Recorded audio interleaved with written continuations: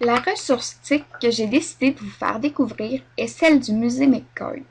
Situé à Montréal, ce musée offre une grande variété d'informations utiles pour des fins pédagogiques par le biais de son site Internet. Avant de débuter l'exploitation de cette ressource, il est important de se créer un compte d'utilisateur et de se connecter. Tout d'abord, la page d'accueil nous propose deux sections. La première, qui se nomme « Au musée », nous permet d'en apprendre davantage sur le musée et de planifier une visite ultérieure en consultant les différentes expositions disponibles, activités, services et tarifications.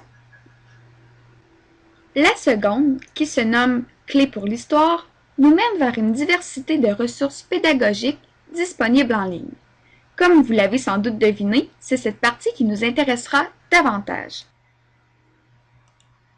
Lorsque nous entrons dans cette section, nous nous retrouvons devant les 6 choix suivants. Pour cette vidéo, nous nous intéresserons seulement aux 3 catégories suivantes. Collection recherche, mon McCord et EduWeb, pour la simple et bonne raison que les autres s'adressent au niveau secondaire. Commençons par l'onglet Collection recherche. Cette section permet d'interroger la base de données qui comporte plus de 1 440 000 objets, images et manuscrits, témoins de l'histoire sociale et de la culture matérielle de Montréal, de Québec et du Canada. Cette section est une véritable mine d'or pour l'enseignante qui désire enrichir son cours d'histoire par des images numériques d'une grande qualité et bien sûr, libre de droit. Voici un exemple. Je peux aller dans l'onglet Ensemble thématique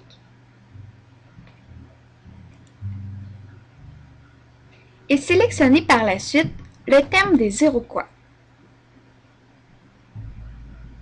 Je sélectionne Voir tous les artefacts. Allons voir par exemple une image de mocassin.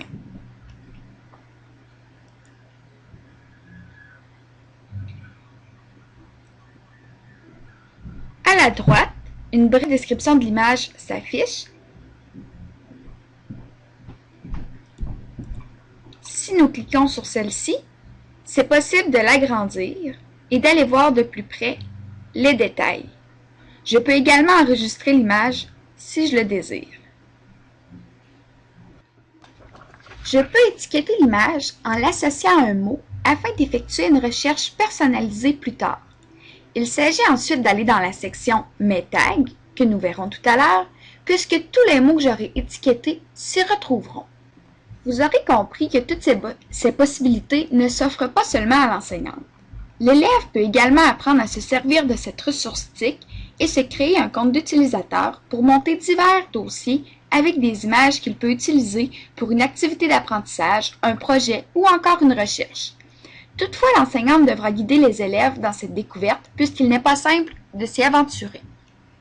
Après avoir enregistré plusieurs images, il est possible d'aller les consulter. Allons dans la section « Mon McCord » pour découvrir tout ça. Celle-ci contient le profil, la sélection d'images courantes, les images personnelles, les tags, les images annotées, les commentaires, les commandes photographiques, les dossiers et les duos. Je n'ai pas expliqué toutes ces options précédemment puisque je suis allée à l'essentiel. Heureusement, dans la section consignes, il est possible d'apprendre rapidement à utiliser chaque fonction. Je vous invite donc à la consulter si vous avez des questions. C'est très bien détaillé et c'est facile de comprendre. Terminons avec le dossier EduWeb. Voyez les activités web proposées pour exploiter les ressources et les outils disponibles sur ce site. Les activités et ressources historiques complémentaires proposées se rattachent à la période 1840-1945 de l'histoire canadienne, principalement sous un regard de l'histoire sociale et matérielle. Quelques activités sont destinées aux élèves du primaire, au 3e cycle, en 5e et en 6e année, et les autres visent le secondaire, de la 1re à la 5e secondaire. Toutes ces activités impliquent la consultation de la banque d'images, l'utilisation d'un outil de création en ligne, le dossier d'image, qui peut engendrer des présentations visuelles variées, et la présentation du travail à réaliser en classe. En envoyant un courriel au musée, l'enseignante peut même leur demander de publier sur leur site le projet des élèves. D'autres écoles pourront donc voir ces projets. Pour avoir accès à ces activités d'apprentissage complètes, il s'agit de sélectionner Activités web dans le menu de droite pour consulter les activités à réaliser en ligne. Les voici. Par la suite, en sélectionnant Âge, nous voyons apparaître les activités d'apprentissage par groupe d'âge en ordre croissant. Ça nous permet de repérer plus rapidement celles qui sont destinées aux primaires. À titre d'exemple, je vous présente la situation d'apprentissage Voyage chez les Inuits et les Micmacs vers 1980. Voici le déclencheur de l'activité. Un jeu questionnaire d'une dizaine de questions. Il s'agit ici de cocher la définition qui nous semble la plus juste. En pointant le curseur sur l'un des choix de réponse, une courte description apparaît. Également, il est possible de consulter l'item, d'en avoir une brève description et de faire un plan plus rapproché de celle-ci.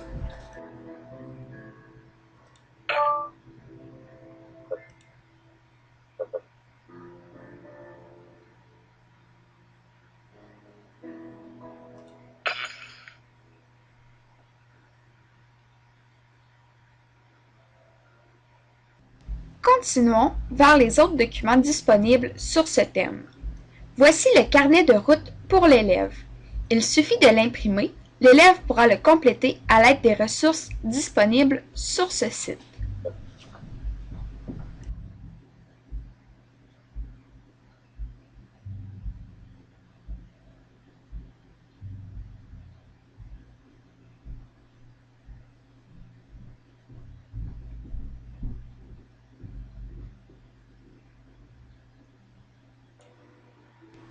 Voici maintenant l'aperçu de la situation d'apprentissage et d'évaluation pour l'enseignante, mettant à profit les ressources web du musée McCurt. Comme vous pouvez le remarquer, celui-ci est très bien détaillé et il est facile de l'adapter à sa classe en ajoutant, en enlevant ou encore en modifiant des étapes.